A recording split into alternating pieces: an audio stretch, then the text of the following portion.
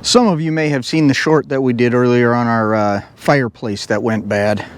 Actually almost started a fire in our RV, it looked like. Well, today we've got our replacement fireplace. We're going to unbox it. We're going to take the old one out and we're going to put it in. The reason I'm unboxing it first before I take the old one back out, this one looks a lot bigger. I know they've got a lot of packaging in here, but it looks quite a bit bigger and it is quite a bit heavier. So I'm hoping the packaging is heavy as well. If I open this up and it doesn't fit in the hole, we might not have a video, guys. So stick around. Hello and welcome back. If it's your first time here, I'm Scott. And I'm Allison. And we are Jarhead and Ginger's Journey. We're full-time RVers. We do destination videos, tips and tricks, and all things RV. That sounds like something you'd like. Go ahead and hit the subscribe button and come along on our journeys. All right, let's get started with this unboxing and check out this fireplace.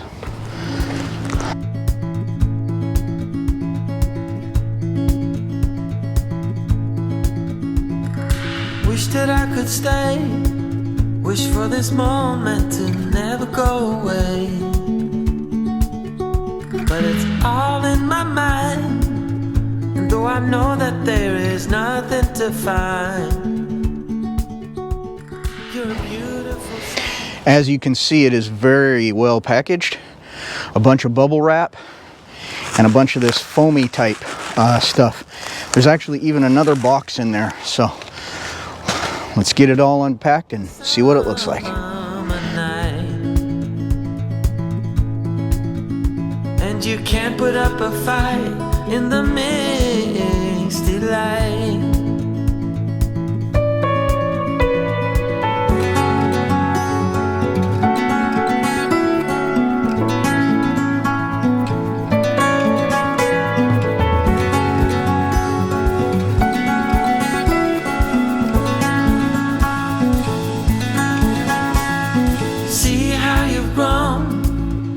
While you roam in the streets all alone. Well, it looks like we get two unboxings for the price of one today, guys. Stick around. We got to open this one too. This is actually a plus because it has a drawing of what the fireplace looks like on the inside of the box.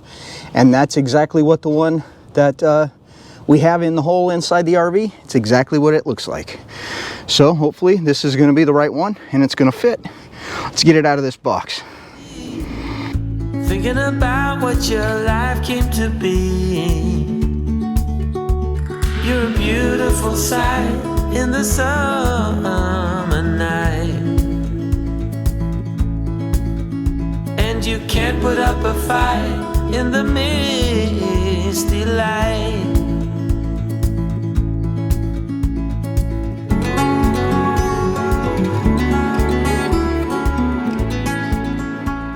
Some styrofoam packing in this one. There's some screws attached to the end here. Believe it or not, to get this thing out, it only takes 6 screws. I'm going to take these 2 front ones off first. That will release the glass. I can lift it up and out. There's these little tabs on the back of the glass I'll show you that hold it in place. And then there's 4 screws holding the whole fireplace box in. So let's get it out. Should only need one tool, a screwdriver.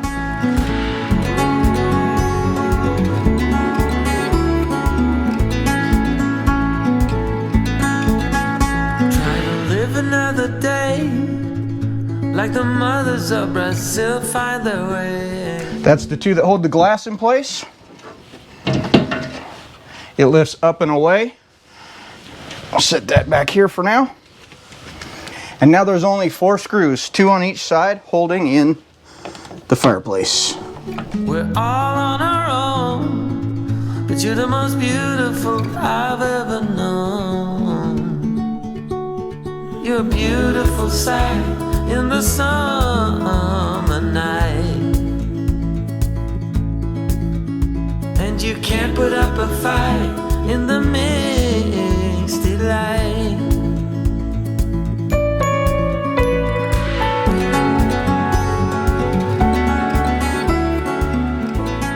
Well, we lost some footage towards the end of this video.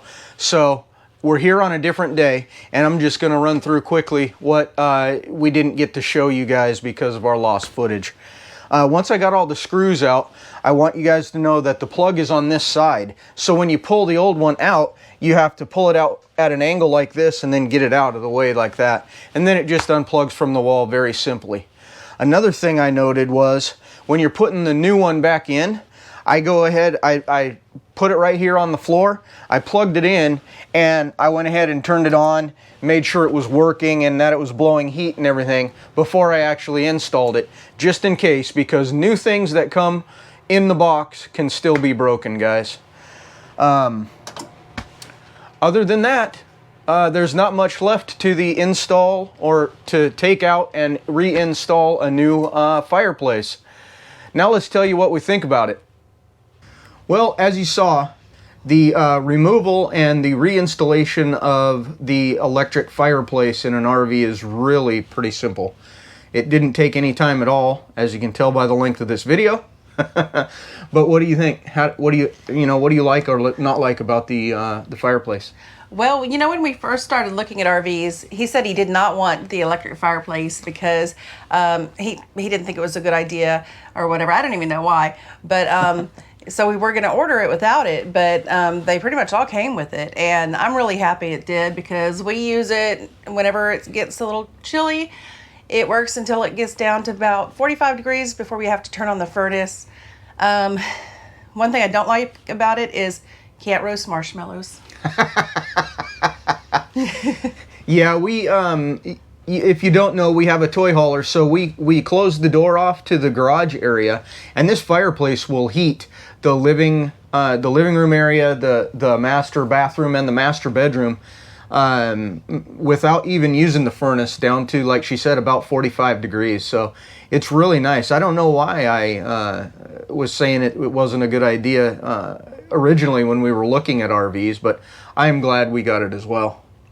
Yeah, the time that we did without it while we were waiting for the other one, we used a little space heater, and that was effective, but it's, you know, sticking out, plugged in the way, and I like the fireplace itself a lot better.